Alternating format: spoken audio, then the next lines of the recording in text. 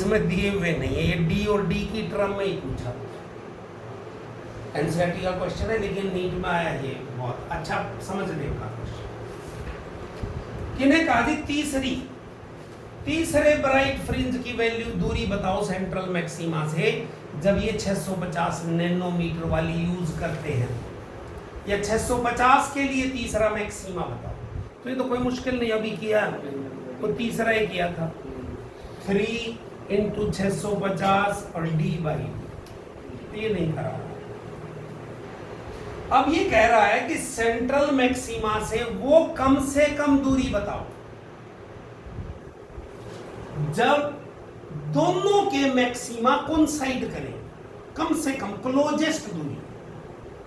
ये आपको कहां बताया गया है, वेव्स में भी बताया गया है शायद, या हाँ पेंडुलम वाले में बताया गया है कि ये दो पेंडुलम इकट्ठे चला दिए, इकट्ठे एक साइड में, अलग अलग लंबाइयां हैं, तो बताइए दोबारा वो फिर कब सेम फेज में होंगे, सबसे जल्दी। तो वैसी ही बात है। देखो बेटे, सोचने की बात ये है कि हमने कहा कि ये सेंट्रल मैक्सिमा था, कि यहाँ पर सेंट्रल मैक्सिमा तो दोनों का होता ही सेम है। वो तो आपको पहले ही बताया कि चाहे सारे कलर हो, व्हाइट लाइट के लिए बताया था सेंट्रल मैक्सिमा तो व्हाइट बनता है, क्यों? क्योंकि सारे कलर का मैक्सिमा वही आता है, तो हमारे पास क्या आ जाएगा, वो मैक्सिमा। अब हमने कहा जी, मान लिया मैं कह रहा हूं वाई दूरी पे है जी, वाई दूरी पे दोनों का मैक्सिमा फिर मिल गया इकट्ठा।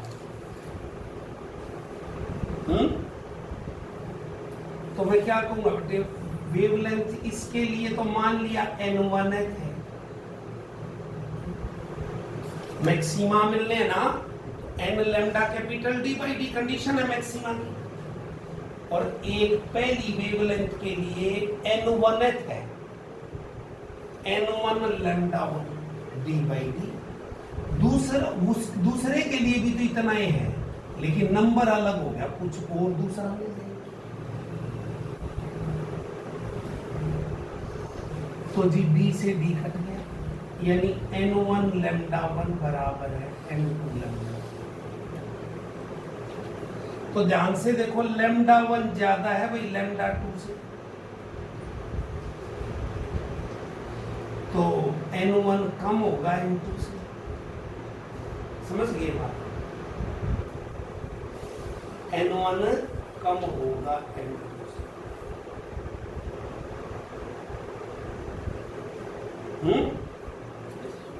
हमने कहा कम से कम दूरी, तो ये अंतर क्या होना चाहिए, एक क्लोजेस्ट, एक का 5वां मिल जाए, एक का 6वां मिल जाए, एक का 15वां मिल जाए, एक का 14वां मिल जाए, क्लोजेस्ट।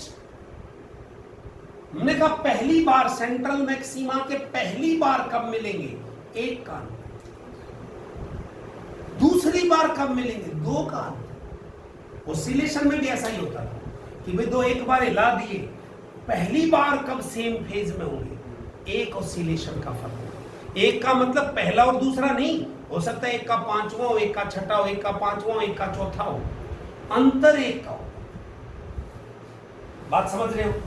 तो यहां पर देखो, ये ज्यादा होना है क्योंकि लैम्डा ज्यादा है, तो ये ज्यादा होना है, n1 चाहिए, तो मैं n2 को क्या लिख दूं, n2 को लिख दूं n1 + 1। तो क्या हो गया, n1 लैम्डा 1 बराबर है n1 + 1 लैम्डा। तो n1 लैम्डा 1 कितना है, 650 नैनोमीटर माइनस, ये आ गया n1 + 1 और 520 × 10⁻⁻, ये कटेगा 0 से 0, 13 चौके 52, 13 से कटे 13 5 5 n1 बराबर है 4 n1 + 4, n1 बराबर है 4। देखो ये आ गया n1, यानी 650 का चौथा वहीं पर आ रहा है, और 520 का पांचवा वहीं पे आ रहा, उससे पहले कोई बराबर दूरी पे नहीं आया। तो अब तो आसान हो गया, n1 चौथाई तो है, तो इसमें तो वैल्यू पुट करनी है दोबारा। y चाहिए है ना, 4/650 नैनोमीटर कैपिटल D अपॉन 7, ये दूरी।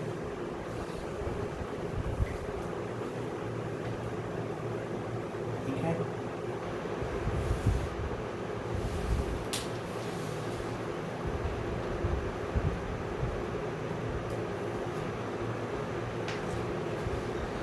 समझ रहे हो तमन्ना? ये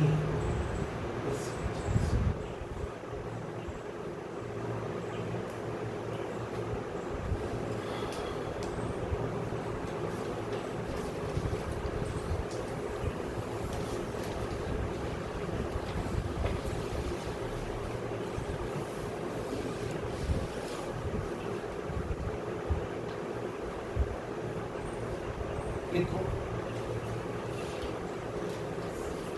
if I naught is intensity of maxima in YDSE,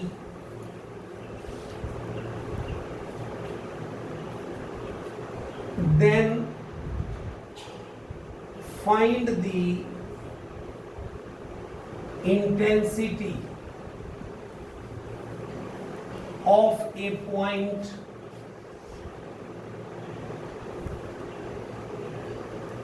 at distance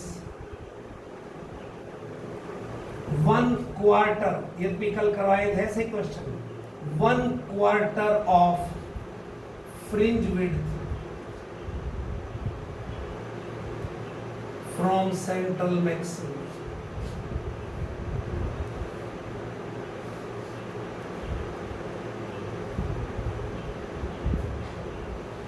सारे मैक्सिमा बराबर विड्थ के होते हैं, बराबर इंटेंसिटी के होते हैं, हमें पता है।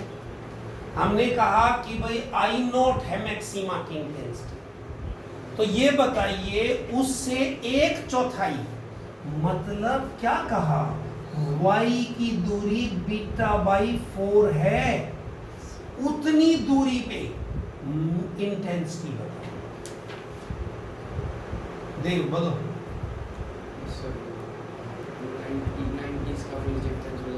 कैसे बता देंगे?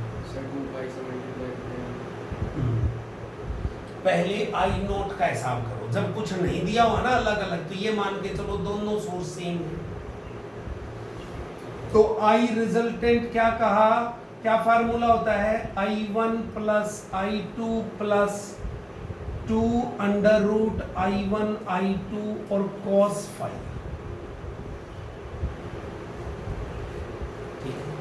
पहले मुझे मैक्सिमा दिया है, तो maxima resultant intensity maxima I not और cos phi कब 1, मैक्सिमा कब होता है जब cos phi की वैल्यू क्या हो 1। तो ये दोनों कंडीशन रखिए, आई not I1 plus I1 plus 2I1, ये 1 आ बराबर रख दी, क्योंकि अलग का कोई प्रोविजन नहीं दे रहा। इसका मतलब हमारा जो आई नॉट है वो 4 गुना I1 होगा, इक्वेशन नंबर, समझ रहे हो? अब कल भी बताया था, तमन्ना आप बताओ, अगर एक स्लिट बंद कर दूं, ये क्वेश्चन आ जाए, तो कितनी इंटेंसिटी होगी? इसी क्वेश्चन में I naught is the intensity of maxima and so on. अगर एक स्लिट को मैं बंद कर दूं तो कितनी इंटेंसिटी होगी उसी पॉइंट पर, मैक्सिमा वाली जगह पर?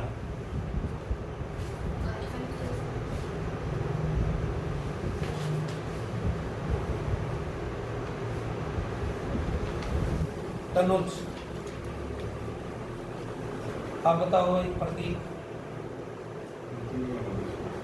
अरे मूर्ख, I1 होगी, जब एक तो बंद है कर दी तो एक तय तो आएगी, कल करवाया था।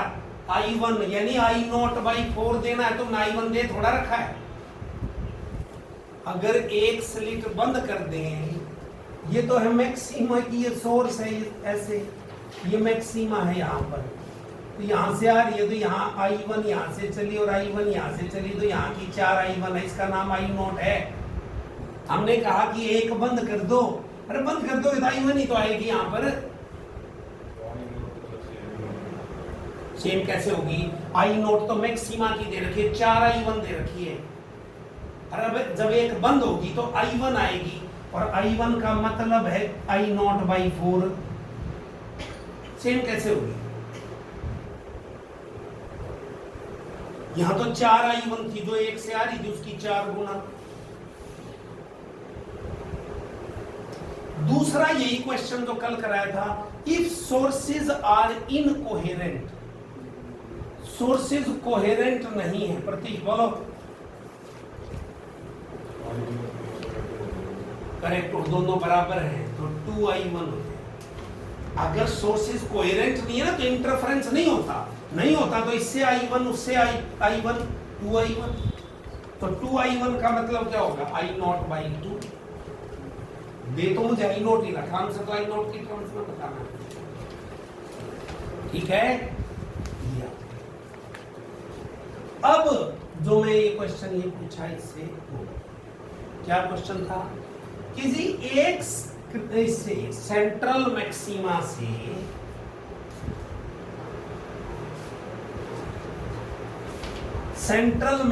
से इतनी दूरी पर पॉइंट है, कोई β/4 दूरी पर, उस पॉइंट की इंटेंसिटी, यानी इंटरफेरेंस तो हो रहा है ना, फार्मूला तो ये लगेगा इंटरफेरेंस की। तो इंटरफेरेंस हो रहा है तो बात रहेगी किस पर? फाई पर, फेज डिफरेंस। तो y की, यही तो मैं बार बार कह रहा था, y दूरी, तो पाथ डिफरेंस कितना हुआ? आपको याद करना बताया था, small y d/a capital D, इतना सोच के चलो। y small d central maxima से y दूरी पर path difference, y small d by capital D। अब y की वैल्यू क्या है? β/4 स्मॉल d/d, और बीटा का मुझे पता है लैम्डा d/4, d से d कट गया, d से d कट गया, λ/4 होगा। यानी यहां जो वेव पहुंचेंगी ना दोनों से, उन दोनों के बीच में पाथ डिफरेंस कितना होगा? λ/4। लेकिन चाहिए क्या? Phase difference. फार्मूला तो मुझे फेज का है, तो क्या बताओगे? 2 पाई का जो कन्वर्जन फैक्टर था वही लगाओगे, ठीक है। फेज डिफरेंस कितना आ गया? 5। 2 पाई/λ, 2 पाई के लिए लैम्डा और λ/4 के लिए कितना? π/2।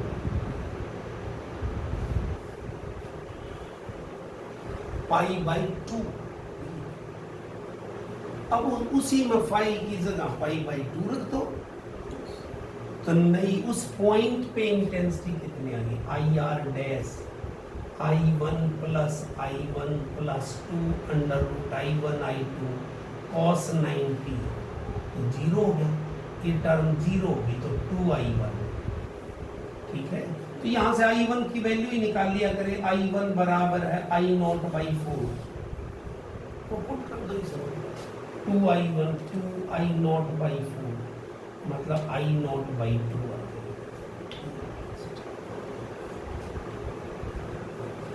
समझ नहीं आया हो तो प्लीज आस्क पूछो, ठीक है ना।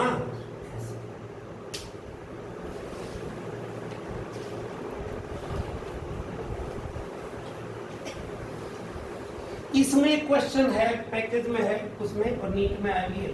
कई बार क्या होता है, यही नीट में 2 साल पिछले साल आया था कि कैपिटल डी भी ऐसे ही दे दिया कि 15 लैम्डा है या 50 लैम्डा है, स्मॉल डी भी ये दे दिया 2 लैम्डा है, तो बताइए फला जगह पर क्या इंटेंसिटी होगी वगैरह वगैरह। तो आपने पाथ डिफरेंस वैसे ही निकालना है, lambda capital D by small D, sorry path difference y small d by d मुझे तो पाथ डिफरेंस चाहिए, ये सारे लैम्डा की टर्म में दे रखे हैं, तो आप निकाल लो, ठीक है।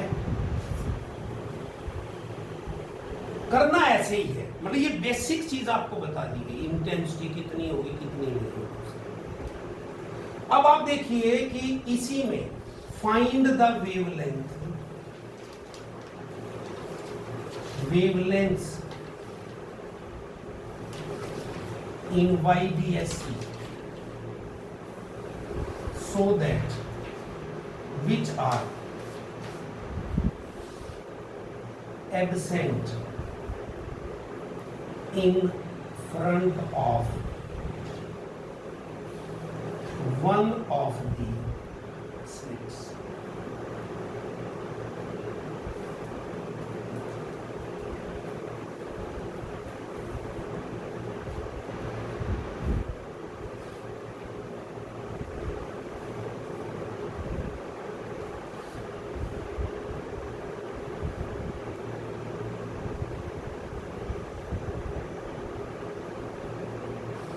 ये डी है, जैसे ये कैपिटल डी है, हमने कहा यहाँ एक स्लिट के सामने इस पॉइंट पर जो गायब है वो वेवलेंथ कौन कौन सी हो सकती, ठीक है, बताएगा।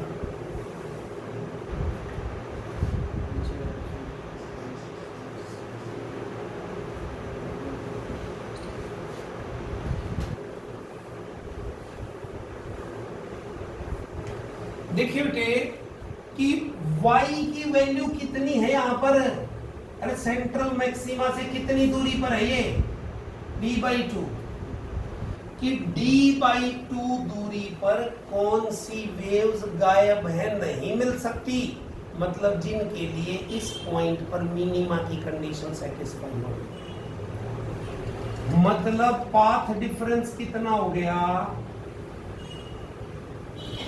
ये होता है y small d by capital D, और y है भाई d/2 d/d, यानी कि d²/2 कैपिटल D।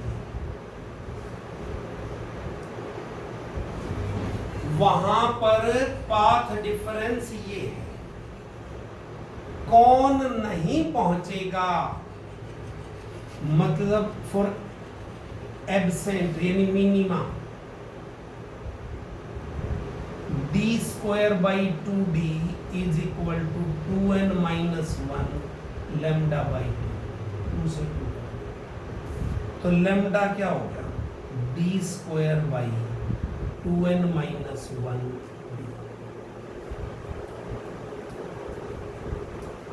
n को 1 रखिए, स्मॉल d²/d, 2 रखिए d²/3d, d²/5d and so on. जब ये फला फला वेव्स होंगी तो इनके लिए क्या होगा, मिनिमा होगा और ये गायब होंगी वहां, ठीक है।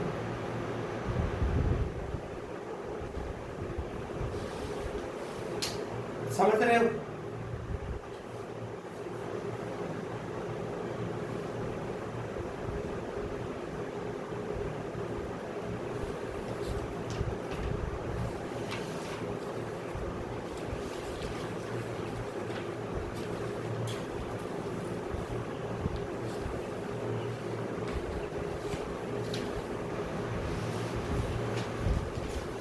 अब है दी लास्ट टॉपिक, डिफ्रैक्शन।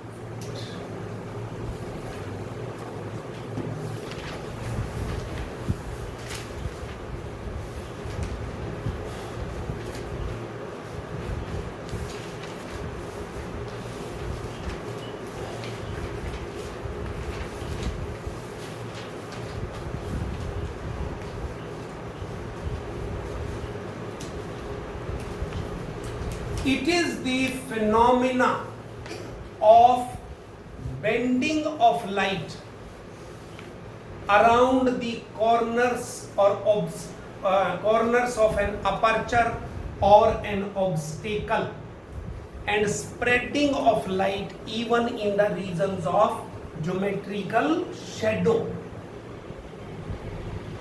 अब आप देखिए कोई लॉबी में बैठा हुआ और मैं यहां बोल रहा हूं, तो मेरी आवाज उसे सुन रही है ना? कैसे सुन रही है? ये जो अपर्चर है इसके थ्रू मुड़ के,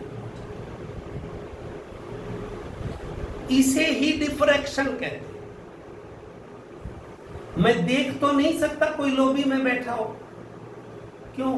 क्योंकि लाइट का डिफ्रैक्शन कॉमन नहीं है, आसान नहीं है। साउंड का डिफ्रैक्शन कॉमन है, इसमें ये लिखा हुआ है नोट्सों में, diffraction is significant when size of the aperture और obstacle is comparable to wavelength. लिखा है ना कि वेवलेंथ के कंपेरेबल है, ठीक है। फिर एक क्वेश्चन और भी लिखा होगा कि diffraction of sound is common but diffraction of light is not so common.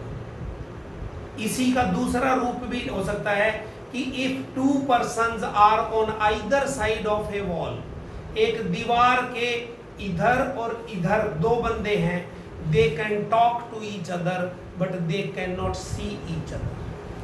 कारण वही है जो मैंने अभी बताया कि because wavelength of sound is large and wavelength of light is very very small. देख रहे हो आप 6 × 10⁻⁷ नेग्लिजिबल है।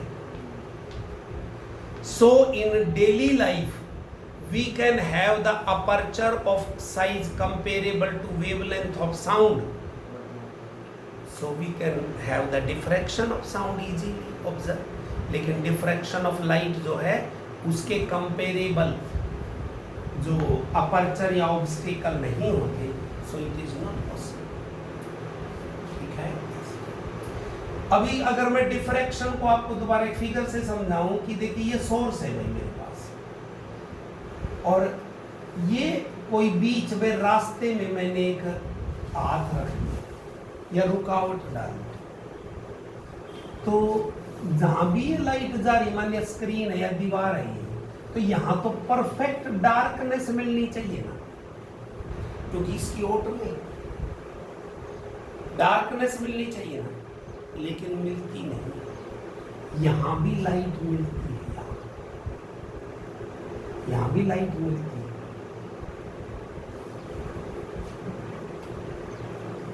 कहां से आई? वो बेंड हो गई यहां से, इसी का नाम डिफ्रैक्शन। उल्टा ये तो जैसे अपर्चर ऑब्स्टेकल हो गया, रुकावट हो गई। उल्टा कह दूं मैं कहूं ये अपर्चर है, ये जगह है, यहां से जो सोर्स से चल रही है लाइट, यहां पर क्या मिलनी चाहिए? यहां लाइट मिलनी चाहिए, यहां नहीं मिलती, डार्कनेस होनी चाहिए, लेकिन यहां भी लाइट मिलती है। जैसे मैं बोल रहा हूं तो मेरी आवाज तो जी वहां जानी चाहिए सीध में, लेकिन उधर भी तो जा रही है, क्यों? मुड़ के। इट इज दैट, ठीक है। तो ये है हमारा डिफ्रैक्शन। ये दो टाइप का होता है डिफ्रैक्शन। फ्रेस्नेल्स डिफ्रैक्शन, जिसके अंदर फाइनाइट डिस्टेंस होता है, किसका? सोर्स का भी और स्क्रीन का भी। सोर्स और स्क्रीन क्या हो? फाइनाइट डिस्टेंस में। दूसरा फ्राउनहोफर, ये हमारे सिलेबस में हमने यही करना है। डिफ्रैक्शन का मतलब यही है, जब इनफाइनाइट डिस्टेंस,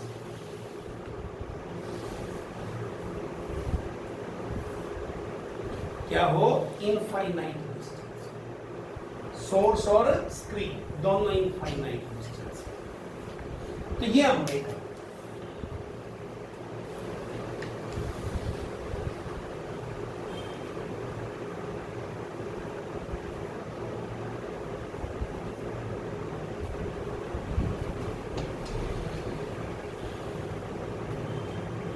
तो देखिए भाई, Fraunhofer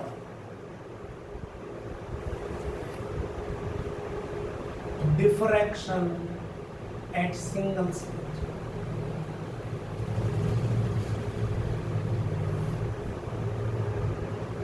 At a single slit. Let small a is the width of slit. Lambda is the monochromatic light, single wavelength.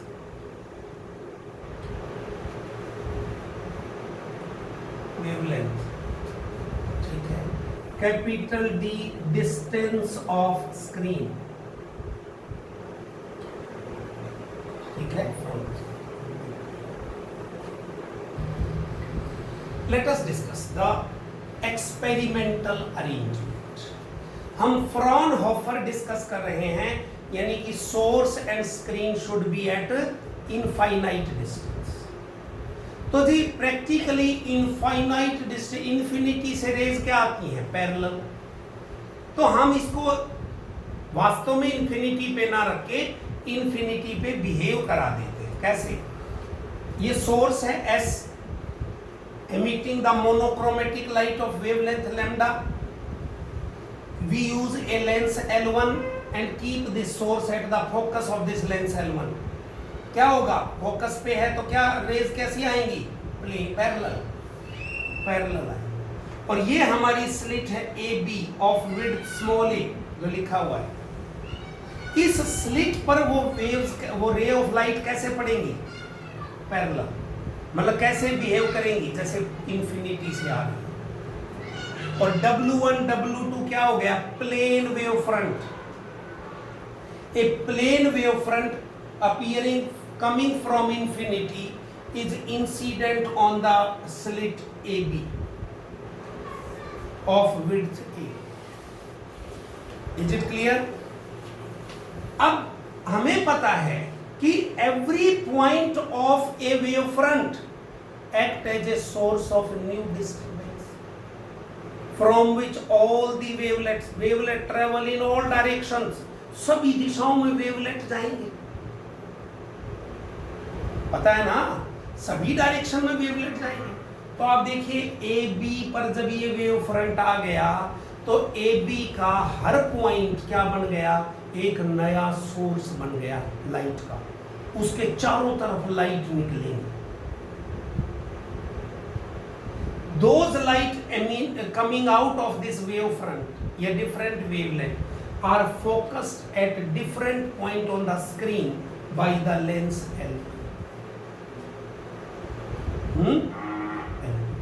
अब देखिए पहले पोजीशन ऑफ सेंट्रल मैक्सिमा, यही लिखा होगा.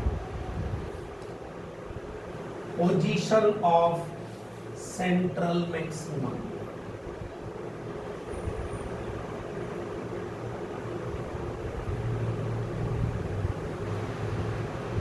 हमने कहा सभी डायरेक्शन में वेवलेट चलेंगे. तो late us consider the wavelets which travel in the direction of incident light from different points. मैंने कहा सभी डायरेक्शन में चलेंगे. तो मैंने 3 पॉइंट ले लिए, ए और बी एक्सट्रीम है और एक बीच वाला. तो जी चले, ए से चला तो इंसिडेंट डायरेक्शन वाले यानी इधर जाने वाले, यहां से इधर चला, यहां से इधर चला, यहां से इधर चला. इस लेंस पे तो पैरेलल आए और लेंस तो जी जो पैरेलल आएंगे उनको एक जगह फोकस करेगा, यानी उसने सी पे मिला दिया. Now point C will be of central maxima. क्यों? ध्यान से देखिए कि the wavelet coming from extreme points A and B and reaching at C has zero path difference. देख रहे हो, ये बराबर दूरी, डिफरेंस क्या हो गया? जीरो. मतलब they superimpose at C in the same place. समझ गए? लेकिन इसमें और इंटरफेरेंस में यही तो फर्क है. इंटरफेरेंस में तो एक ये वेव थी, एक ये वेव थी. यहां तो बीच में सभी जगह से वेव ही वेव है. अब देखिए अब मैं कहूं जी इसके 1 मिलीमीटर नीचे से चली, जो यहां से चली पैरेलल और यहां पहुंची, इसके 1 मिलीमीटर ऊपर से चली ये और ये, उनका भी पाथ डिफरेंस क्या होगा, 0। इसके 1.5 मिलीमीटर नीचे से इसके 1.5 मिलीमीटर ऊपर से चली और यहां पहुंची, वो में भी 0। यानी कि सारे वेवलेट जो चल रहे हैं वो वहां पर किस में मिल रहे हैं, सेम फेज में, पाथ डिफरेंस 0 में। मतलब वो सारे हमें क्या दे रहे हैं, मैक्सिमा। पूछ सकते हो नहीं समझ में आई तो। यानी कि जो इंसिडेंट लाइट डायरेक्शन में जो चल रहे हैं secondary wavelet, they are reaching at C and giving us the central maxima. So point C will be of central maxima. अब फर्क क्या हुआ, now let us consider the wavelets which are traveling at an angle theta with the incident light. Incident direction तो ये थी, मैंने कहा A B के हर पॉइंट से वेवलेट चलेंगे, सभी दिशाओं में चलेंगे। तो मैं, और ये क्या करेगा लेंस, ये जो पैरेलल आ रहे होंगे ना उनने एक जगह पर, दूसरे जो पैरेलल आ रहे होंगे ना दूसरी जगह पर, ऐसे ही तो मिलाएगा। तो अब मैंने जनरल पॉइंट क्या किया कि मैंने वेवलेट वो लिए जो इंसिडेंट लाइट के साथ थीटा एंगल बनाते हुए चल रहे। तो जी उन सब को इस लेंस ने कहां मिला दिया, पी पॉइंट पे मिला। अब ये पी पॉइंट क्या है, मैक्सिमा है, मिनिमा है, या बीच की कोई चीज है, ये निकाल। तो फैसला कौन करेगा, फिर वही कौन, पाथ डिफरेंस। लेकिन इसमें 2 नहीं है, इसमें इतनी सारी जगह से चल के यहां पहुंच रहे हैं, वो सारे करेंगे। तो अब देखिए, मैं तो एक्सट्रीम का ही, पहली बात तो ये है कि भाई wavelets moving at theta, direction theta with incident light.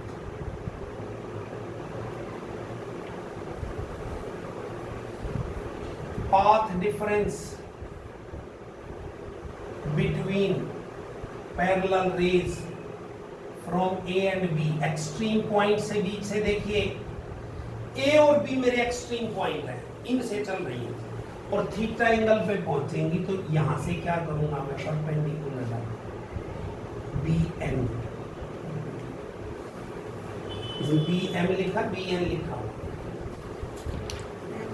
M नहीं है। अब क्यों, अरे भाई देखिए कि यहां से और यहां से चलने थे थीटा एंगल पे पैरेलल, मैं तो फ्रानहोफर की बात कर रहा हूं, ये मिलने कहां चाहिए थे, इन्फिनिटी पे। ये लेंस ने तो वो जो काम इन्फिनिटी पे होना था, लेंस ने क्या कर दिया, वो फाइनाइट डिस्टेंस पे कर दिया। बात तो वही रहेगी। तो इनके बीच में देखो ना, पाथ डिफरेंस ये रहा, इससे परपेंडिकुलर डाला, तो जहां भी मिलती है इंफिनिटी पे, तो इसके बाद तो ये प्लेन वेव फ्रंट हो जाता, बराबर दूरी तय करता। इसका मतलब ऊपर में जा रहा है तो ये बी है, नहीं तो फालतू हुआ उसकी दूरी, कि जहां भी जाके मिलेगा उन एक्सट्रीम पॉइंट से चलने वाली वेवलेट्स के बीच में पाथ डिफरेंस कितना हो जाएगा, बी एन। ये बात समझ आई कि आगे तो सेम हो गई परपेंडिकुलर, इसके बाद तो ये जहां भी जाएंगे सेम है, लेकिन ऊपर में जा रहे हैं तो इस नीचे वाला तो ज्यादा दूरी तय कर रहा है, कितनी ज्यादा, परपेंडिकुलर ना कितनी ज्यादा। और पॉइंट, इसका मतलब देखो ये डाला मैंने परपेंडिकुलर, ये थीटा है तो ये भी थीटा, क्योंकि इस लाइन पर ये परपेंडिकुलर है, इस लाइन पर ये परपेंडिकुलर है।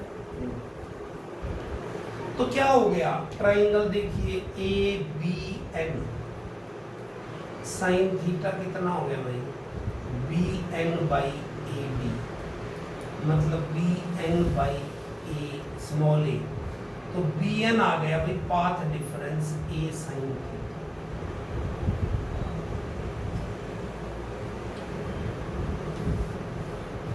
अब खेल आ गया। मैंने क्या कहा था कि कोई भी ये थीटा पर चले हैं, कहां पहुंचे हैं, पी पर इंटेंसिटी क्या होगी, इसका फैसला कौन करेगा, पाथ डिफरेंस।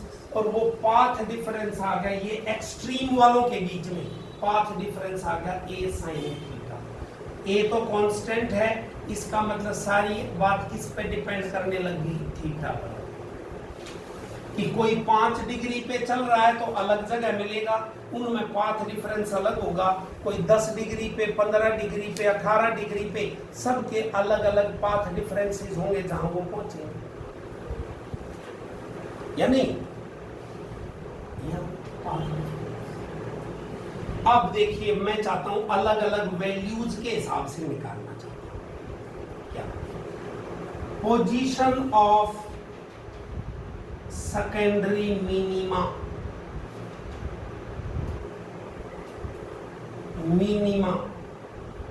या डार्कनेस के लिए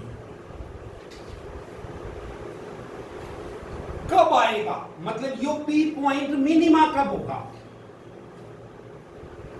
भाई एक ऐसा एंगल, कितने एंगल वाले चल के मिनिमा देंगे। देखिए इफ भाई पाथ डिफरेंस डिपेंड किस पे करता है, थीटा पे। मैं मान रहा हूं कि मान लिया theta is equal to theta 1, और वो इस तरह से है such that a sin theta 1 बराबर है लैम्डा।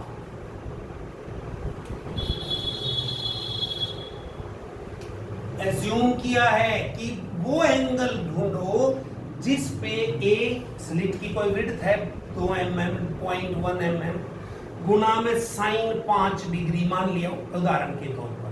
तो जब इन दोनों की गुना करी तो वो क्या आया, वेवलेंथ ऑफ द लाइट के बराबर आया।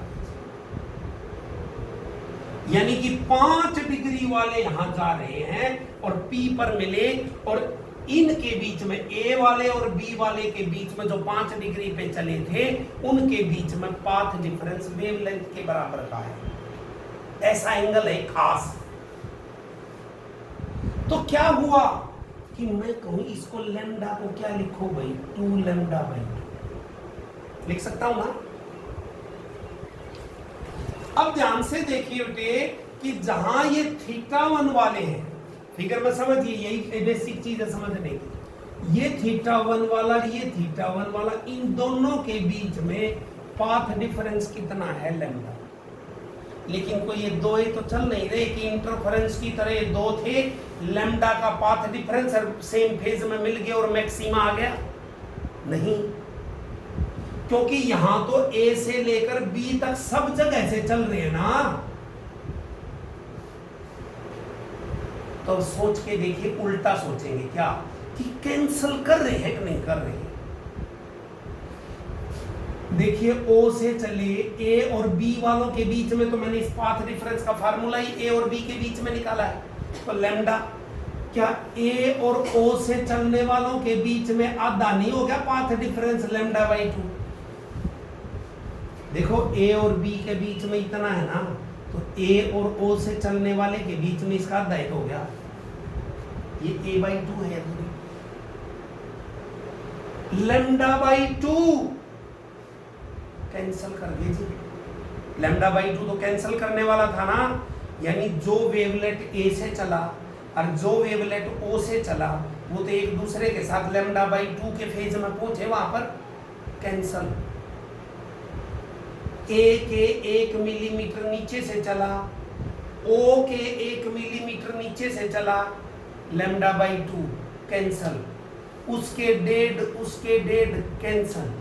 यानी कि मैं क्या कहूंगा, अब इसमें जो लिखा भी हुआ है क्या होगा, divide the wave front in 2 equal parts, 2 बराबर हिस्सों में तोड़िए वेव फ्रंट को। कौन से, AO और OB। wavelet starting from corresponding point from two halves and reaching at point P has path difference lambda by to. जब ए और बी वाले यहाँ पहुंच रहे थे लैम्डा, ए और ओ वालों के बीच में लैम्डा बाई टू, इसके थोड़ा नीचे, इसके थोड़ा नीचे लैम्डा बाई टू, ये लैम्डा बाई टू, ये लैम्डा बाई टू, यानी जो बराबर दूरी पे आपस में, तो क्या हो गया, इसीलिए दो ऐसे बांटा नहीं, दो हिस्से की lambda by to corresponding point से चलने वाले दो हिस्सों के बीच से चलने वालों के बीच में पाथ डिफरेंस क्या होगा, lambda by two, means they will cancel out and we get the point as the first secondary minima. Minima आएगा वहां पर, कंडीशन बदल गई है, मैक्सी उसमें तो इंटरफेरेंस में तो एन लैम्डा होता था तो मैक्सिमा थी, यहां पर क्यों है वो समझा दिया, समझ आई। अब कोई कहना जी मैं तो थोड़ा और एंगल बढ़ाइए, if theta two similarly theta is equal to theta two such that, ऐसा ले लिया ए साइन थीटा टू बराबर है 2 लैम्डा आ गया। भाई ए और बी से चलने वालों के बीच में 2 लैम्डा का अंतर, आप इसको क्या करेंगे 4 लैम्डा बाई 2 लिख दो, इसके 4 टुकड़े करिए वेव फ्रंट के,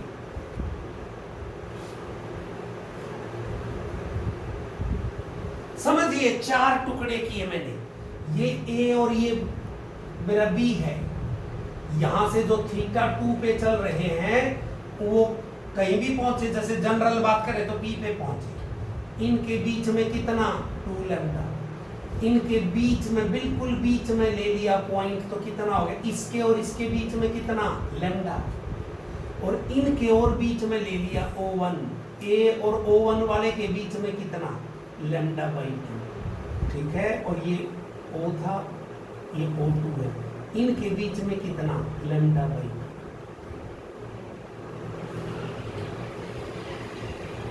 किनो समझ आया है। ओ एन लैम्डा है, 2 लैम्डा है, तो 4 टुकड़े हो सकते हैं कि नहीं, और अरे का क्वार्टर से पहले क्वार्टर का दूसरा क्वार्टर कैंसिल कर देगा, तीसरे क्वार्टर का चौथा कैंसिल कर देगा, फिर जहां भी पहुंचेंगे वो क्या होगा, फिर वो मिनिमा होगा, and that minima will be of secondary minima.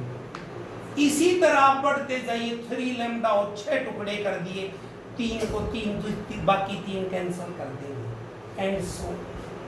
तो जनरलाइज अगर मैं कहूं, इट मीन जनरलाइज इफ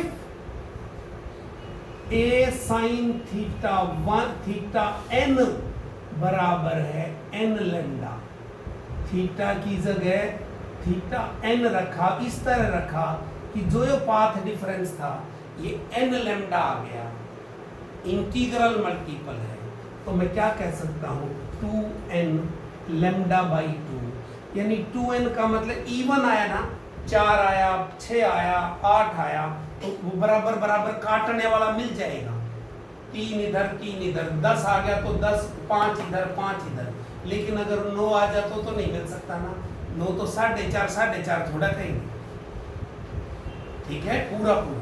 तो इसलिए ये जनरली क्या आ गई, मिनिमा की कंडीशन आ गई।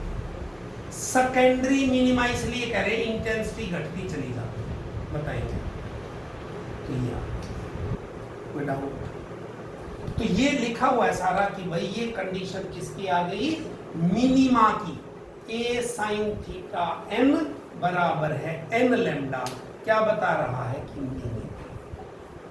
Is it clear.